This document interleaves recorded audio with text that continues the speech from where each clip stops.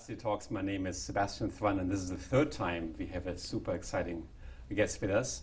Jess Lee created an amazing company that recently sold to Yahoo, is still CEO of the company, called Polyvore. And she's one of these really unbelievable, great leaders in Silicon Valley that really came out of a relatively normal education and became one of the top minds and brains in Silicon Valley. Welcome. Thank you. Thanks for having me. It's great having you here. As we always do in these talks, I have a few questions prepared, and then we let our students speak. Our students submitted literally hundreds of questions for you, so they're really thrilled to learn from you directly how to be successful and what you learn in your life. Before I do this, I want to ask you 2 or 3 questions on my end. You grew up in Hong Kong and then moved to San Francisco. What is that impression? Yeah, it was an interesting sort of culture shock for me to move here. So I grew up in Hong Kong, and then I came here to go to Stanford to study computer science. And it's been an amazing, I haven't left the area. It's just sort of a great place to be in the center of Silicon Valley. I have to ask, as a girl, computer science at Stanford, it seems hard to me. I guess I taught there for a while, but the ratio of females to males is small. Yeah. How does it work? Yeah, you know, I hadn't grown up as a programmer. Like, I didn't really start learning computer science until I got to college. And, you know, I did look around and see that most of the students around me were dudes. And I actually remember one of the year, I think after I graduated, the official, the T-shirt for the CS department, or one of the unofficial funny ones, was like 9 stick figures of men and 1 of women, which was the actual ratio. And it was almost like a joke, but it's been encouraging to see that ratio go up. Yeah. And I think it's really important to sort of, if you enter into computer science, to just do good work, and then sort of, you know, that's the only way the ratio is going to change, is keep doing good work. It's really important, really important. It's so great to have a leader like you in Silicon Valley being so present and so successful. Oh, thanks. And so visible. I think it's really important for the entire field. And so is, I guess, your current boss, Marissa Meyer, who is amazing and very, very successful. You said at some point that your mom had a really big impact on you. Yeah, so when I was growing up in Hong Kong, my mom, she ran her own company out of our apartment in her house. It wasn't like a tech company. It was, she translated from Japanese to English and English to Japanese, so she ran her own little translation interpretation business. And so growing up, I watched her be both, I guess, the CEO of her own company and a mom, and you know, she balanced both. And it never occurred to me that it might be unusual for a woman to be running her own company, and I think I always had that impression. So when it came time for me to consider that, it wasn't, you know, it was just normal. It was just normal, yeah. That's great. I wish most moms would do this, run a company. And then you, I guess, met initially at Google Maps. We overlapped a little bit. Yeah. And you were like an amazing PM for Maps frontend, which is the stuff that's now completely indispensable, we all love. What did you learn at Google? I learned a lot at Google. I think it was my first job. So I was originally going to be a software engineer because I'd studied computer science. And then I ended up joining the associate product manager program at Google. And I think Google taught me, I think it's a really special place. It's almost like an engineering playground. And what Google taught me was, if you just take really smart people and you define a set of problems and you throw them at the problem and you really empower them, amazing things can happen. So I learned that from Google, the importance of like creating great culture that empowers people, the importance of hiring really smart people. I think I also learned some anti-patterns, though, which is funny, that don't work as well at startups. Like what? So the great thing about Google, and one reason it's able to be this engineering playground, is it discovered early on search and how to monetize search. So it has this money printing machine in the form of search ads, AdWords, and that funds everything else. Wouldn't you want the same as a startup? Oh yeah, except you don't. You don't have that. You have, you know, a runway from your venture capitalists or the revenue that you generate. And for us at Polyvore, you know, that was something I always thought about, and I really wanted to build a sustainable company that was a real business. So I was, you know, we actually got to profitability. Yeah, I was really proud of that. You became profitable, right? Yeah. So you had to make a choice whether to invest more, to go maybe in Europe, like Fab did at some point. Why did you make the choice to stay profitable as opposed to crazy invest? Well, I felt like at some point the market would probably turn, and I also wanted to make sure that, like, at the end of the day, you're building a company and a product, but that's also a team of people that you have an obligation to, and I wanted to make sure that the team would see a great outcome, and I didn't want to dilute everyone. So that was a big thought in my mind. Yeah. That's great. So Polyvore grew to millions of downloads with amazing fashion on site. And then I guess eventually you sold the company to Yahoo. Tell us, like, how do you go from a small company to a big company? What happens? Yeah. Well, when I started, it was, so I didn't come up with the original idea for Polyvore. It was 3 co-founders from Yahoo who created Polyvore. I was an early user who wrote in to complain about the product. Oh, and then I got hired as the first product manager. So you complained to Polyvore, and they hired you because they needed more complainers, or they hired you because your complaint was so insanely positively articulated? I think I wrote complaints and then suggested solutions, like maybe a PM should. So they hired me as the first PM. So your product sucks, but here's the solution for you guys. No, the product was amazing, but there's these small things that could be better, and maybe here's what you could change. I'm curious. So did you get a phone call from the? It was all over email, and then Pasha, one of the co-founders, wrote to me and said, "Hey, why don't you come fix this stuff yourself?" So I met them, really liked the team. It was just the 4 of us in the beginning, and it just grew and grew and grew. And by the time when we sold to Yahoo 10 months ago, we were about 125 people. So we never became like thousands of people, but. It was a really amazing journey. It's quite amazing because that field is so full of interesting players and has complicated dynamics, I would say. I mean, maybe because I'm not a very fashionable person. I think you are. I find it hard Nice shoes. Thank you. I find it hard to connect to the thing that drives fashion, but you somehow managed to democratize this and get the right feel into this. Yeah, I think that's one of the interesting things about fashion is it's driven, the trends have traditionally been driven by, the fashion editors in New York and Paris and Milan who say, this is what you should dress like, this is what's cool today. But I think the internet has a way of democratizing everything that it touches. So, I mean, that's happening in the fashion industry too. And what Polyvore does is it empowers women and girls all over the world to say, no, this is what we think is cool. This is what we think is beautiful. And get critical mass behind this. Yeah. So it becomes and as movement. A young girl growing up, I certainly felt this way, like, oh, I'm supposed to look like this, and I don't, and I don't. There's no reason to feel bad about it. Style should be about expressing who you really are and being authentically yourself versus trying to fit into someone else's ideal of beauty. So I think that's a nice thing about Polyvore. You can find that niche, you can be yourself. Recommend everybody who's listening right now to check it out, polyvore.com. We have questions from our students, and one of the most delightful things is always to go back to our students and have them ask the question. I'm just going to be the speaker for them. There's a student named Zach who says, as a female leader in the tech industry, what is the best advice you could give to a woman thinking about starting a career in tech? I would say the most important thing is to just really do good work. You might look around and not see as many women. Just don't be discouraged by that. Like, still just focus on doing really, really amazing work and connect with other women who are maybe in the same space or who've come before you, and try to learn from them. But learn from both men and women. I've had a lot of female and male mentors, and it's been amazing. Just surround yourself with the best people. I think that's great advice like for anyone. Advice to totally, me. yeah. Is there any specific things that you encounter where you'd say, look, you have to be more tenacious or you have to be more aggressive sometimes? Well, actually, I feel like you have to find your own style. And be self. What?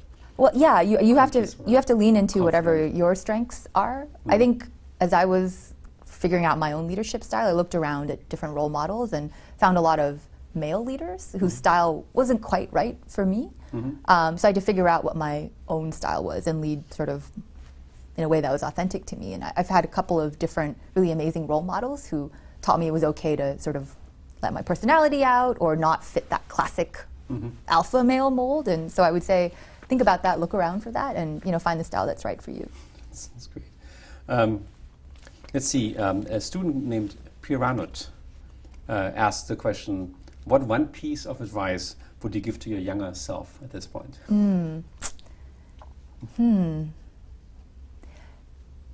I think it actually is pretty similar to what I just said. Look.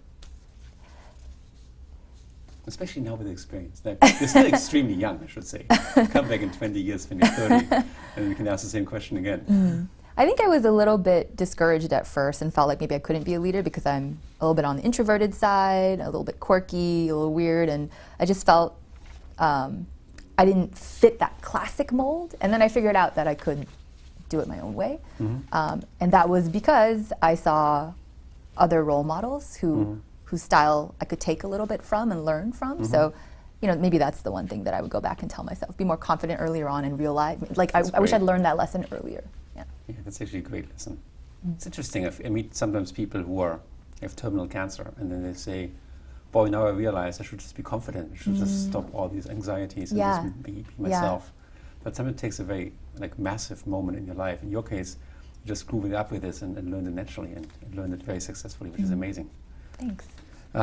Here's a question about entrepreneurship in general from a student named Mason. Every successful entrepreneur claims to have a law or method of success for starting a company, like some secret set of ingredients, whatever it is. Do you have one? Yeah, you know, I was thinking about that, and I would say that they're the core values that I believe in are now actually Polyvore's core values. They define our culture, but there's 3 things. The first is delight the user. So the only way you can win in a startup, you know, with a very competitive landscape, is to build something users actually want, and they can't just. You have to build something that really delights them, that they love, that they want to tell their friends about. And no matter how good you are, how much money you raise, how good your marketing is or your PR, like if you don't have that, like you can't win. So that's the number one most important thing. The second core value is do a few things well. So I really believe in focus. Like, you know, you don't have infinite time or resources. You have to pick a few things you want to be remembered for, whether it's your product or you personally. And the third is make an impact, which is really what it means is hire amazing, smart people and empower them. You know, it's really hard. I mean, you know this. It's really hard. It's a really long journey. There are so many twists and turns. Like things go wrong all the time. You're constantly failing and then winning and then failing and failing and then figuring it out. And 99% of startups just don't go anywhere, right? So at the end of the day, you want to be surrounded with people that are not just smart and can do their jobs, but you really love being around. And so I think finding that group of people and empowering them and working together it makes the journey so much better. I really wish you'd been here at Udacity, be my advisor and explain me about focus and light and all these wonderful Well, you guys seem pretty successful. I think you know what you're doing. We're slowly figuring it out, but that's great. This is a great answer. And I think, I hear this from every person we interview about the quality of the product as being totally central to success in Silicon Valley, and sometimes people overlook that quite a bit. Julia is asking a question. Do you think it's worth pursuing an advanced degree? I guess you got a Stanford degree in 2011? Oh, 2004. 2004? Yeah. Good. But you got a degree, so bachelor's, though. Is even a doctorate or a master's degree something you'd advise young people to do, or what's your take? I mean, I'm speaking from my personal experience. I'm really glad I went into industry right away after my bachelor's. You know, I think it really depends on what you want to do. Certain fields or areas require more, you know, advanced study of like theory. But there's so much that you learn just in your first few years of working about like how to be a good teammate, how to write clean code or how to deal with code that other people have written that you now have to maintain. You learn so much in those early years that I think accelerating that is always good. So it just depends on what field or what part of maybe computer science you want to study. But I'm really glad that I went in right away. Yeah. I guess some of the most famous founders didn't even finish the degrees. That's true. Although not finishing a degree is not necessarily a guarantee that you become a famous founder. Yes. It's interesting enough. Mohammed asked a question that goes to the very basics of the initial founding of Polyvore, which I guess you were the first official complainer, I guess. But how, I mean, now it looks great, obvious. You will have a site like Polyvore where people come with their own fashion idea and just spread it to their friends and define fashion themselves. But as you said, back in the day, it was like famous people like Karl Lagerfeld and so on that would dictate what fashion is. How did you come up with these ideas? Like, How do you get the inspiration to try something very different? So I didn't come up with the idea for Polyvore. It was But you know the Pasha. people, and you were part of the DNA. You're the So CEO. what Pasha did, I think, was he was designing his house at the time. And you know, when you make a house, when you're designing a house, there's so many different options. You have to pull together like the right kitchen countertop with the cabinets and the tiles and make everything match. So he built a simple visual tool that could mix and match all those products, and that was the genesis of Polyvore. By the time I got there, that idea, you know, was built out. There was very little besides the Polyvore editor, we call it. But we ended up moving into fashion and then eventually going back to home decor and beauty, and we just added menswear recently. But that was sort of the beginning of the idea. He was solving a problem that he personally had, and then it took off from there. And a student named Stunda asking a question here. It was related. How did you actually determine if your idea or the ideas was really in demand prior to committing to it? Yeah, so it's like the chicken and egg question of any startup. Yeah, it is so important to show things to real users. And there are lots of different tips and tricks for how to do that. You can use user research, and even if you don't have like a user researcher in-house, you can go to Starbucks and put up a little sign. Don't tell Starbucks you're doing this though. Or any coffee shop, and then like bring users by, show them, you know, something that you're working on, right? It could be the actual UI, it could be a prototype using something like InVision, where you just hook up a bunch of screens together and it taps, it kind of feels real. We've even done like storyboards, it looks like a little comic strip almost. So that's one way to do it when you're still trying to figure out whether the idea is good or not. Another type of testing that we do at Polyvore is called fake door testing. I have a much longer talk about it, but it's essentially, you don't know if a particular feature will work or not, and you don't want to invest the time to build it, so you fake that the feature is there, like a button. Like a what? Wizard of Oz. Yes, exactly. So you put a button there that has whatever it is that you were going to build, and see how many people click on it. If it doesn't work, you know, maybe it says, sorry, coming soon, but at least you'll know how many people would have wanted to use it, and that can give you a signal as to whether you should build it or not. That's interesting, because it seems to contradict a little bit the delight issue of being a great Yeah, product. you have to be careful about. You go there and all the buttons don't work. I'm not very delighted. So let me give you an example. In the early days of Polyvore, we thought maybe what we should do is actually sell clothing. We were testing a new business model. So we actually built out part of a feature where you could buy multiple items from Polyvore and get a sliding discount. And then we wanted to see if people wanted to use that or not. And you can't make people enter their credit card information and then not actually ship them stuff. So what we would do is, once they ordered, we would go and order that stuff ourselves on like Amazon or wherever it needed to come from, and then ship it to our office and pack it up and then ship it back to them. And so we were able to build this in like a month, test it for a few months, and then figure out very quickly, like, no, that is not a good business model for us. But if we had tried to really build it out and build all the relationships, it would have taken much, much longer to figure out. Yeah, you had to return from it once you built it, right? Yeah, we did lose a little bit of money from that, but it was totally worth the fast learning. It's interesting. I guess I had Astro Teller here, and I asked him a question about innovation. He asked a question back, and I want to ask you that question, which is, if you were to build Polyvore from scratch today, how much faster would you be? Oh, I mean, wow, huh? Probably, I mean, we made so many mistakes along the way, probably half the time that it took. Half the time, yeah. So half the time was just learning and trying things out. Yeah, and figuring out, yeah. yeah. That's quite amazing. And not just product things, but also like team things, or the right processes to run inside the company. Like, you know, I think being CEO is so much about the product, but also about the team and the organization, right? What did you learn about teams? Like, what is something you'd say, oh, I tried this out, didn't work, I moved on?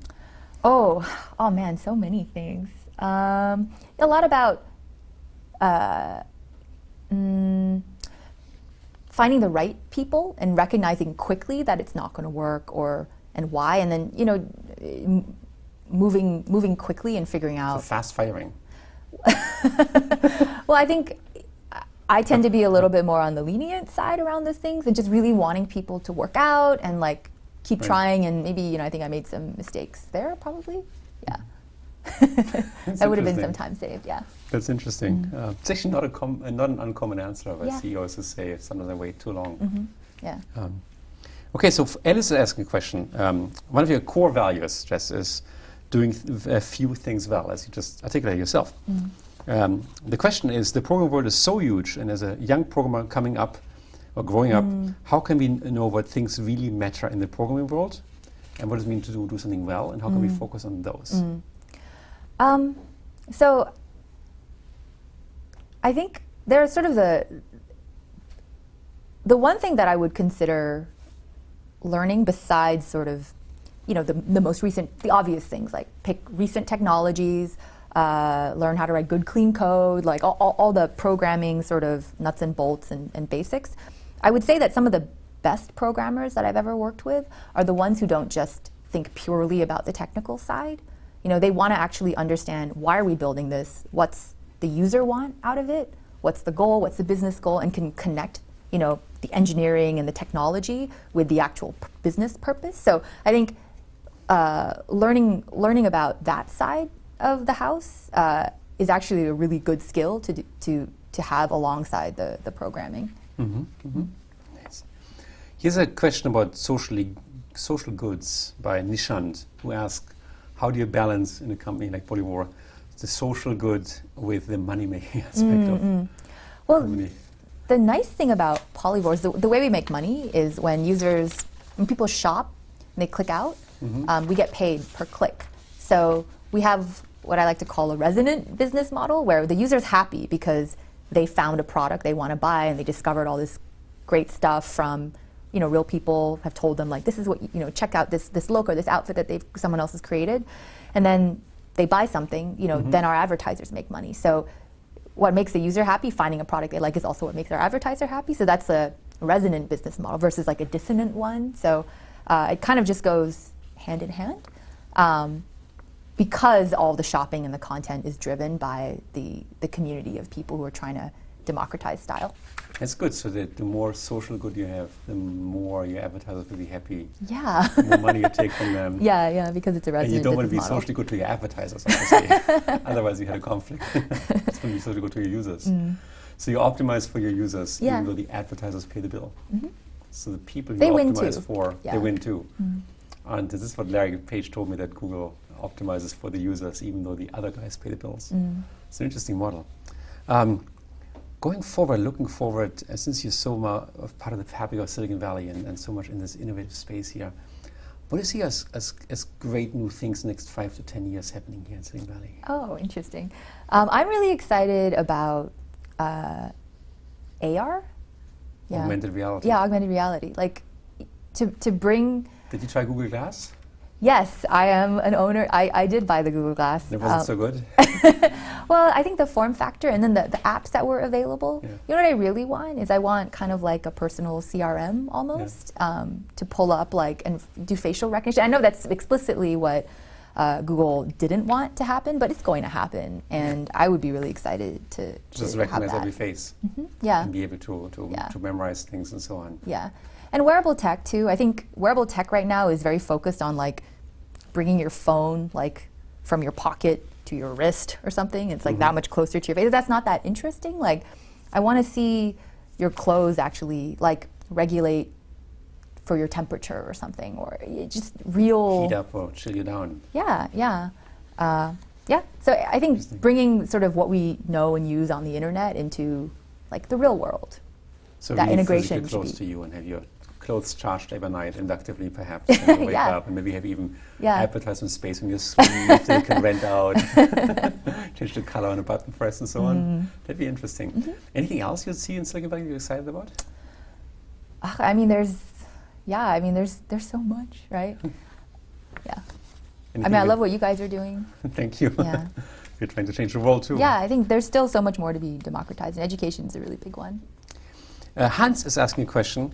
What advice would you give to someone trying to create time for a side project in the middle of a really busy life? Yeah. I think it's a really good question, because it is it's a good true question. for all of us in some sense. Yeah, if someone can tell me the answer, that would be great.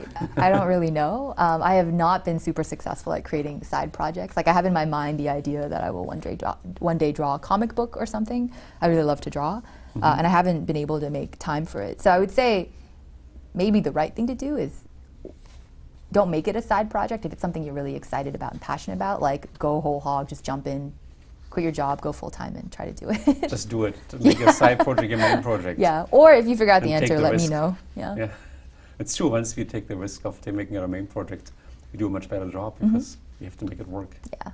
That's true. Calvin asked a question. Polyvore is known for its awesome community. And a community is obviously great to have. It's a network effect. It's also a chicken and egg thing. How do you create a great community? What's the strategy for that? Yeah. I think what's really important is to, our core value is delight the user, right? And we took that really seriously. And the thing about Polyvore is without the community, without them creating all the content or telling us what products are cool or what brands are cool, we don't really have anything, right? Without them, Polyvore is basically like this blank canvas, and they're the ones who fill it with the style and the fashion and the art. So we recognized that early on, and we decided to go above and beyond. We try our best to go above and beyond for users. So, whenever we would get tickets to Fashion Week or some whatever perks, we'd try to give them and pass that back to our community. We would send them gifts. We just knew that our early users, those early adopters, were going to be really special, and were going to be the ones who told their friends about Polyvore, and those stories would spread. And so it was always important to us to just go a little bit above and beyond to help them. Some of them have gone on to some of the Polyvore members have gone on to work in the fashion industry or launch their own fashion lines, or we'll try to send them to Coachella or Fashion Week because really we wouldn't be anything without them, and we're not the ones who are the fashionable ones telling everyone what to wear. It's all about them, so putting them front and center. Even the Polyvore brand is black and white and kind of in the background because it's supposed to be about the content that the users create, and they're the brand, not us. So did you start, Mark Zuckerberg famously started in his college dorm working at universities only, building Facebook at the time was actually really meant to be a Facebook. Did you have a similar strategy to find a small, tight-knit community, or did you just open it up and said any country, any age, come in? We did have it open, but we did, I think, seed with some fashion forums at the time that existed. So we went and posted on a lot of them and grew that small base, and then tried to treat those users really, really well, respond to their feature requests really quickly, so they felt like they were part of something special, and we treated them well, and then that made them more likely to tell their friends about it. And then what we also did is we made sure it was very easy to take Polyvore content, the sets that people had made, and embed them on blogs, and then share them to Twitter and Facebook, so it kind of spread that way. It was always word of mouth driven. It must be that in the beginning, and it's true for every startup, that you have a staff of 5-10 people and you have 500,000 feature requests. Yeah. Some number, right? Yeah. And then you kind of argue and say, this is really important, this is really important. How do you resolve those? Yeah, well, you can always, that's what is part of the art of product management, is to figure out the bang for the buck. And we had a lot, because we had so much input from the community constantly telling us, we could always keep track of exactly what they wanted. So for every major launch, we would actually read every blog comment. We had lots of people writing in I hate this change, or I love this change, and we would actually tally up every single thing that they wrote and produce these docs of these are the top things we should fix, and then sort of discuss them based on that level of prioritization. So the feedback became your dashboard. Or your leaderboard, and that you then make data-driven decisions. So you're a data science company. Yeah, we were very data-driven. And then of course there's always, you look at the metrics, right? People say they don't like something, but then the user metrics show that it's actually trending in the positive direction. Someone like you who's complaining and saying, I want this feature fixed. I think we implemented every feature that I actually asked for eventually. Wow. It took time, but I can't say the same is true for my asks. I probably asked too many. That's fascinating. So what's next for you in life? Well, I'm at Yahoo now. The reason Yahoo acquired us was, Yahoo's been investing in the lifestyle space. So they launched Yahoo Style and Yahoo Beauty. But I think there's been this recognition that in this day and age, you have to have some sort of community aspect in order to really grow. And so Polyvore brings the community and the commerce. And then on the revenue side, we've built an advertising platform on Polyvore where we've connected 500 retailers with shoppers, and we're bringing that advertiser base and we're going to spread those product ads across the Yahoo network. Yeah. Sounds like a great differentiation, especially in the Valley where Yahoo and Google and Microsoft have a certain amount of overlap. It's great to see this happening. I think it's a great direction to go for Yahoo, in my opinion, just to go on this. One of the things that really fascinates me is how user communities now have a voice in things. Yeah, how majorly. Twitter helped with the Arab Spring, and all of a sudden people can communicate, and how recipients of products or purchasers in Amazon can leave reviews, and all of a sudden you realize how good or bad a product is, independent of the brand behind the product. So I guess you're doing exactly the same with fashion, which is amazing. How's your man's side working out? Is it the same? You have men responding to it? We're finding that men do shop less probably than women, but they don't create as much. So the self-expression side of fashion, that's what drives the creation of Polyvore outfits. Men spend less time on that, so it's definitely a lot smaller than the women's side. Do you see women spending time on men's fashion? Yes, we do. A lot of the people using making menswear outfits on Polyvore are actually women making them for maybe significant others or brothers or interesting. dads. Yeah. Feels like there's an opportunity for people to make some money. Yeah. If they were to really make a great collection together. Yeah, we actually shop from it. Yeah, we've actually had some people launch their own styling businesses on top of Polyvore, so that's been pretty cool. Cool. Well, anything you want to add or tell us? Any story you want to tell us? I don't know. I think you haven't told anybody before, maybe? No deep dark secrets that I have right now. Yeah. I mean, it's been a really incredible journey. I mean, it took us 8 years from the very beginning of Polyvore to, a successful outcome and being acquired by Yahoo. And I think people don't realize that the average time from start to exit for a startup is actually 9 years. So 9 years. You have to do something that you really love, and you have to do it with people that you love being around, because it takes so much energy and there's so many things that can go wrong. I mean, everything goes wrong along the way and the odds are just totally against you.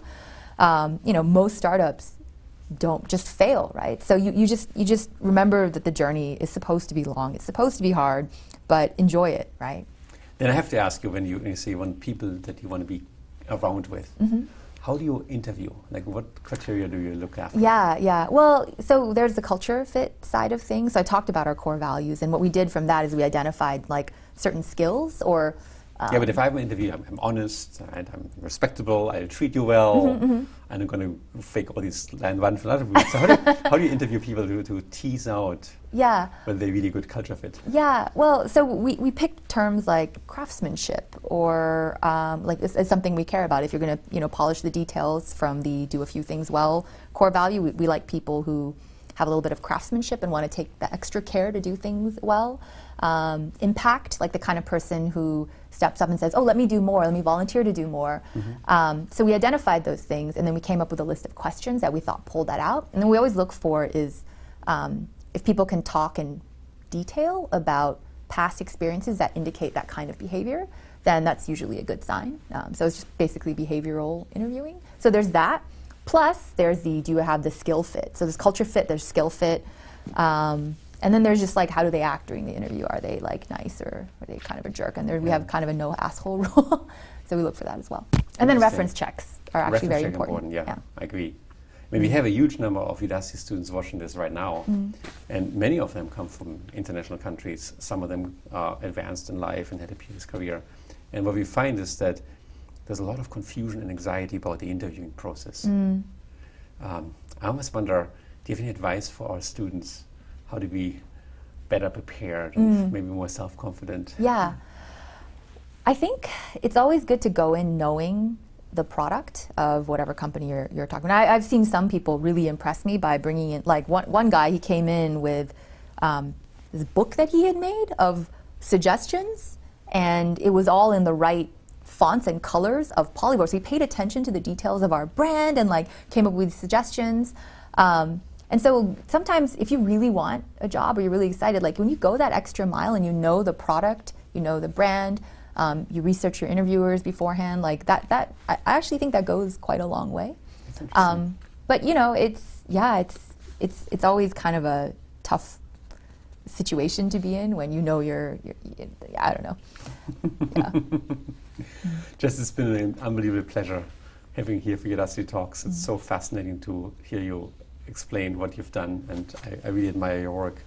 Thanks for coming. Yeah, thank you for having me. We have next Darnell, who is the director of the Madagascar animated movie series and the creator of the world's first animated VR films, talking about AR and VR, virtual reality films, that was shown on the Tribeca Film Festival.